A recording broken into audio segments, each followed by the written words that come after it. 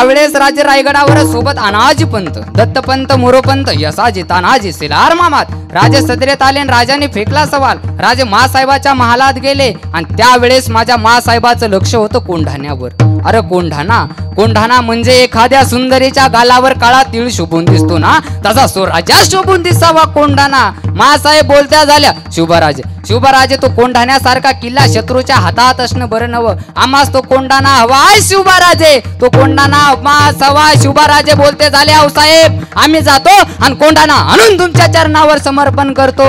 राजे सदरेत आले आणि माझ्या राजाने फेकला सवाल, कोण जात त्या कोंढाण्यावर? कोण? अनाजी, दत्त, प्रल्हाद पंत, मोरोपंत, यसाजी, तान्हाजी, सेलार मामा सामने आले आणि करतो जे बोलते झालं, राजा मी जातो कोंढाणा घ्यायला. अर्थ झाला माझा ताना पुढं आणि ताना बोलता झाला, हो राजे यो ताना जाणार तुमचा ताना.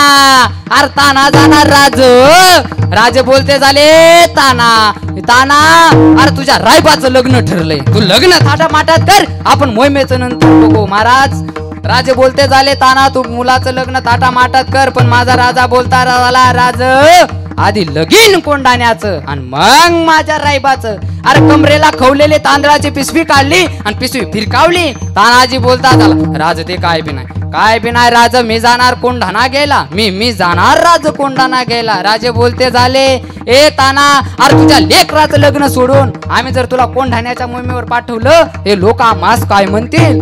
तसा ताना बोलता झाला, राज यो तुमचा तान ह्याच जाणार राज कोंढाण्यावर, दुसरं कोणी जाणार नाही. अहो राज तुम्ही जर कोंढाण्यावर गेला तर हे लोक आम्हास काय म्हणतील? राजा ऐकायला तयार नाहीत, माझा ताना सुद्धा ऐकायला तयार नाहीत. शेवटी माझा तान हा राजांच्या पायात पडला आणि बोलता झाला, राज अहो लंगोटी पासून तुमच्या सोबत आहे. आजपर्यंत काहीच मागणं मागितलं नाही राजा, आज एक मागणं मागतो, देशील असा मागणं मागतो राजे बोलते झाले, ताना माग रे, काय पाहिजे तुला ताना? तसा ताना बोलता झाला, राज मागतो ते देशील असा. अरे हो ताना काय पाहिजे तुला? राज भवानीची आण तुम्हाला, राज मागतो ते देशील असा. हो ताना सांग काय पाहिजे तुला? आणि तसा माझा ताना बोलता झाला, राज भवानीचे आण राज मागतो ते देशील असा. अरे ताना माग रे काय पाहिजे? तसा ताना बोलता झाला, राज एवढी कोंढाण्याची मोहीम मला द्या, कोंढाण्याचा इडा मला द्या. आता जातो ना, आता त्या उदय भानच्या नरडीचा गोठ घेतो आणि कोंढाणा आणून तुमच्या चरणावर वाहतो, राज तुमच्या चरणावर वाहतो. आणि तसा माझ्या राज सुद्धा तानाजी पुढे थकले. अखर माझ्या राजाने तानाच्या दंडाला धरलं, वरती उचललं आणि सांगितलं, तानाजी मोहीम पदे करून या. आणि एक लक्षात ठेवा, एक वेळेस गड फते नाही झाला तरी चालेल, पण तानाजी तुम्ही आम्हास हवाय, तानाजी तुम्ही आम्हास हवाय. आणि त्याच वेळेस तानाच्या हातात माझ्या राजाने हिडा दिला आणि त्याच वेळेस ताना बोलता झाला, राजा आता सुलतान पद्धतीने नाही घेत किल्ला, नाही घेत मोर्चे, नाही लावत चिरबंदी, नाही तर आता घाल झडप आणि कर गडप. तसाच जातो आणि असा कोंढाणा घेतो राजा, असा कोंढाणा घेतो. अरे माझ्या राजाने आपल्या अंगावरचा सेला काढला, तानाच्या अंगावर टाकला. माझ्या तानाने राजांना मुजरा केला, मुजरा. आणि त्याच वेळेस ताना निघाला कोंढाणा घ्यायला आणि त्याच वेळेस सामने आला सूर्याजी सामने आला. सूर्याजी बोलता झाला, हे दादा जसा रामासोबत लक्ष्मण तसा मी तुझ्या सोबत. अरे तान्हाने आपला भाऊ सूर्याजी सोबत घेतला, 500 मावळे घेतले, 500. आणि त्याच वेळेस घोड्यावरच्या रेकीबीस पाय अडकवला, निघाले मावळे गड कोंढाणा करायला. अरे साधी गोष्ट नाही गड कोंढाणा करायला, कारण त्या गडाचा गडकरी आहे उदय भान राठोड सारखा. अरे बल्लाहाडे किल्लेदार आहे, 1000 हत्तीचं बळ आहे. अरे दारू गोळा भरपूर आहे, शस्त्र भरपूर आहे. असा कोंढाणा घेणं सोपं होतं का? अरे निघाले मावळे. अरे कोंढाणा घेणं सोपं होतं नव्हतं. माझा ताना निघाला, त्याच बरोबर सूर्या निघाला, 500 मावळे निघाले. अरे रातच निघाले. राजकिड्यांचा आवाज किरकिर करायचा, वाघाची डरकाळी यायची, कोल्हे कुत्रे लांडगे ओरडायचे. काय होतं ते वातावरण काय? अरे कालची गेलेली तारीख आहे 4 फेब्रुवारी 1670. रातच निघाले मावळे. राजकिड्यांचा आवाज किरकिर करायचा, वाघाची डरकाळी यायचे. पण मरणाला भिणारे माझे मराठे नव्हते, अरे मरणालाही भीती दाखवणारे होते आमचे मराठे. आणि त्याच वेळेस मराठे त्या कोंढाण्याजवळ आले. अरे त्या कोंढाण्यापाशी आले. माझ्या तान्हानं विचारलं, तान्हाने मावळे आणले होते सोबत. आणि तान्हा बोलता झाला, ए यार कुठून जायचं गडावर, कुठून? आणि त्याच वेळेस मावळे बोलते झाले, हुजूर हुजूर तो द्रोणागिरीचा कडा पडला आहे, तिथं जाऊन तिथून जाऊ गडावर. अरे पाहता पाहता मावळे त्या द्रोणागिरीच्या कड्याजवळ आले. 500 मावळे त्या द्रोणागिरी, अरे द्रोणागिरीचा कडा, 5-6 माणसं फक्त त्या ठिकाणी उभे राहावे. सापाचा सळसळाट व्हायचा, वाघाची डरकाळी यायची, कोले कुत्रे लांडगे ओरडायचे, पण मरणाला भिणारे माझे मराठे नव्हते. कोंढाण्याच्या त्या ठिकाणी आले आणि त्याच वेळेस तानाने 2 सडपातळ माणसं आणले होते, 2, आणि त्यांना सांगितलं चढा रे मराठ्यांवर.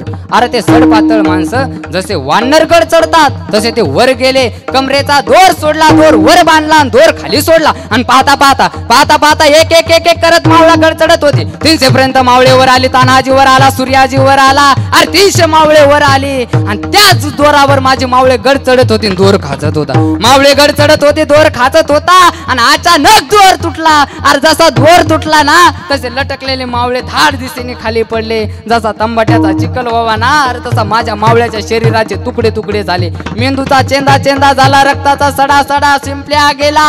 आणि वरतून सुभेदारानं विचारलं काय र काय झालं खाली, आणि तसा खाली हुन का आवरीत आवरीत माझा मावळा बोलता झाला, काय नाही सुभेदार काय नाही, दोर तुटला दोर. अरे कशासाठी चाललं होतं, सत्तेसाठी ना स्वार्थासाठी. अरे जीव तळपळत होता फक्त या मराठी स्मितेसाठी, या स्वराज्यासाठी, अरे या हिंदू राष्ट्र धर्मासाठी. आणि या झालं कल्लोळ आणि यवन जागे झाले, आणि मेन्यातून समसेरे निघाल्या, यवन आले, आणि मराठ्याची गर्जना झाली, हर हर महादेव. अरे एकमेकावर वार वार होऊ लागला, वातावरण बेदरून जाऊ लागलं, चप चप चप वार होऊ लागले. अरे नुसते एकाचे कुणाचे हात तुटत होते, कुणाचे पाय तुटत होते, अरे कुणाचं मुंडकं तुटत होतं, तरी माझे मावळे रडत होते. एक एक मराठा 100ला भारी पडू लागला, 100ला. अकलोळ झाला, आवाज झाला, आरोळे घोमले, किंकारे घोमले, अरे कोंढाणा स्तब्ध झाला. काय काय काय काय होणार. आणि हा सल्ल कलोर त्या उदय भानाच्या कानावर गेला. तेवढ्यात फिरतावर आता हुजूर हुजूर क्या हुआ कैसा है ईश्वर. तानाजी हो हुजूर हुजूर तानाजी आहे, तानाजी मराठे आहे, मराठे.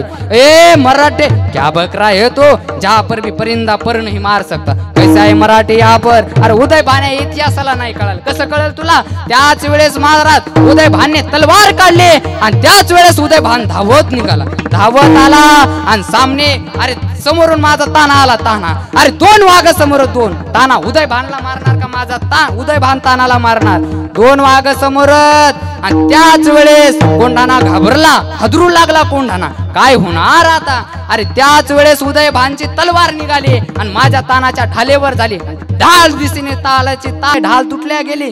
आणि त्याच वेळेस अरे त्याच वेळेस ढाल द्यायला सुद्धा कोणी जात नव्हतं.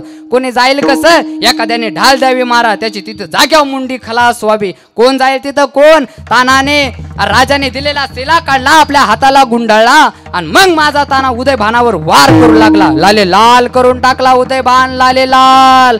अरे लाले लाल. ऐका रे, माझ्या तानाचं असं एकही ठिकाण शिल्लक नव्हतं राहिलं महाराज, जिथं रक्त रक्त निघत नव्हतं. लाले लाल झालता माझा ताना सुद्धा. पण त्याच वेळेस उदय भानचा वार निघाला, माझ्या तानाच्या दंडावर झाला. अरे हात तुटल्या गेला रे माझा तानाचा, अरे तानाचा हात तुटल्या गेला, रक्ताचा धबधबा सुरू झाला, यातनेचा कल्लोळ कल्लोळ सुरू झाला. 1,000 इंगळ्या डोक्यात चावाव्या असा वेदना माझ्या तानाच्या मस्तकात होत होत्या. काय काय काय होणार. अरे त्याच वेळेस उदय भानचा दुसरा वार निघाला, माझ्या तानाच्या मस्तकात झाला, कोच पडले, आणि ताना जमिनीवर कोसळला. अरे खाली पडला ताना. खाली पडलेल्या माझ्या तानानं विचार केला, अजून उदय भान जिवंत आहे, तोपर्यंत हा ताना मरणार नाही. आणि त्याच वेळेस माझ्या तानाने घेतली गर्जना, हर्र हर्र महादेव. आणि त्याच वेळेस माझ्या तानाची समसेर निघाली, आणि घुसली उदय भानाच्या छातडा. धाड दिशेने उदय भान खाली पडला. अरे उदय भान जाग्यावर संपला, आणि दुसऱ्या बाजूला माझा ताना जमिनीवर कोसळला. अरे मावळ्याने पाहिलं, सुभेदार पडले, सुभेदार पळा. मावळे पळायला लागले, आणि त्याच वेळेस सूर्यानं पाहिलं, अरे मावळे पळायला लागलेत. अरे दादा रक्ताचा ना आलाय, पण दुःख करायला वेळ नव्हता. त्याच वेळेस सूर्या मावळ्याच्या समोर आला, आणि बोलता झाला, ए अरे भ्याडानो काय पळतासा. अरे पळायचंच असेल तर बांगड्या घाला, लुगडं घाला, मग पळा. विसरले तुम्ही कोण आहोत आपण. छत्रपती शिवरायाचे मावळे आहोत. शिवरायाचे मावळे कवळे आम्हा समजू नका, चिंदड्या चिंदड्या उडवून टाकू, कवळे आम्हा समजू नका. उठा उठा. आणि पाहता पाहता त्याच वेळेस महाराज मावळ्याने लखलख त्या समसेरी काढल्या, आणि काही क्षणात येवनांचा पडदा फास केला. अरे कोंढाणा फते झाला, कोंढाणा फते झाला, कोंढाणा विजयी झाला. आणि फारोळ्यात पडलेल्या माझ्या तानानं आवाज दिला, ए सूर्या. सूर्या धावत धावत आला. सूर्याने आपल्या दादाचं मस्तक मांडीवर घेतलं, आणि मग माझा ताना बोलू लागला, ए ए अरे जाऊन सांगा रे माझ्या राजाला म्हणावं, हे राज तुमचा तान्हा गेला, मातीत गेला म्हणावं, मातीत. अरे नुसता मातीत नाही गेला तर या मातीसाठी गेला म्हणावं. अरे मातीत मरणारे होते कैद कावळे आणि या मातीसाठी मरणारे होते माझ्या छत्रपती शिवरायाचे मावळे. आणि त्याच वेळेस माझ्या तानाचा श्वास थांबल्या गेला आणि त्याच वेळेस सूर्या बोलता झाला, हे दादा रावसाहेब विचारतील मला माझा ताना कुठे, काय सांगू रावसाहेबांना. अरे राज विचारतील, हे ताना हे सूर्या, जसा रामासोबत लक्ष्मण गेलता तसा तू माझ्या तानासोबत गेलता, कुठे रे माझा ताना, काय सांगू रे राजाला, काय सांगू. अरे माझी वहिनी विचारेल, माझ्या कुंकुवाला सोबत घेऊन गेलता भाऊजी तुम्ही, कुठे माझं कुंकू, माझ्या कुंकुवाची जबाबदारी घेतली होती भाऊजी, कुठे माझं कुंकू, काय सांगू वहिनीला. अरे रायबा विचारील मला, ओ काका माझ्या बापाला सोबत घेऊन गेलता, कुठे माझा बाप. अरे डस रडला रे सूर्या आणि रडता रडता सूर्या बोलता झाला, हे अरे पेटवार ती गवताची गंजे, कळू द्या या महाराष्ट्राला. अरे माझ्या राजाला पण कळू द्या, माझ्या मावळ्यांनी गड घेतलाय गड, आणि कोणीतरी जाऊन सांगा अरे माझ्या राजाला, राजगड आला पण तुमचा सिंह मात्र गेला. ऐका रे माझे राजे कोण्या जातीचे नव्हते, कोण्या धर्माचे नव्हते, नावी होता, चांभार होता, ब्राह्मण मुसलमान सुद्धा माझ्या महाराजाचे राजे होते, मावळे होते. ऐका रे अरे माझे राजे कसे होते, अरे असा राजा पुन्हा होणार नाही, असा एकच राजा